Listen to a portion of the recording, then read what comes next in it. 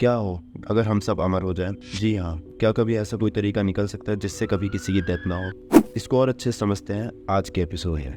1910 में अमेरिका में normal life expectancy 40 से 50 साल होती थी। आफ्टर 1 सेंचुरी 100 साल बाद हमने इसको लगभग डबल कर दिया है। Now people are living approx 80 years. अब करंट लाइफ एक्सपेक्टेंसी हो गई है 80 ईयर्स एंड कई फ्यूचरिस्ट के अकॉर्डिंग आने वाले कुछ टाइम में हम लाइफ एक्सपेक्टेंसी को और बढ़ा सकते हैं। क्या टाइम के साथ लाइफ एक्सपेक्टेंसी को बढ़ाना हमें अमरता की तरफ ले जाएगा? क्या ऐसा पॉसिबल है कि हम ओल्डर जनरेशन को मरने से बचा सकते हैं? और अगर ऐसा हुआ तो क्या ये अच्छी बात है या बुरी बात? बट क्या ऐसा सच में पॉसिबल है? तो आइए समझते हैं इसको आज के एपिसोड में। मान लो साइंटिस्ट और डॉक्टर्स ने सभी बीमारियों का सॉल्यूशन निकाल लिया, लाइक कैंसर, शुगर और भी सारी घातक बीमारियां। बट इसके बाद भी हमारे पास सबसे बड़ी प्रॉब्लम आएगी एजिंग। बढ़ती एज के साथ हमारा शरीर कमजोर हो जाता है, हमारे बॉडी ऑर्गन्स पहले की तरह काम नहीं करते, हड्डियां कमजोर होने लगती हैं, आंखें और याददाश्त भी कमजोर होने लगती हैं। बट अगर साइंटिस्ट ने किसी तरह हमारे जेनेटिक कोड्स को एडिट करना सीख लिया जिससे हमारी बॉडी पर बढ़ती उम्र का असर ना हो, तो मे भी ये पॉसिबल है कि हम कभी ना मरे।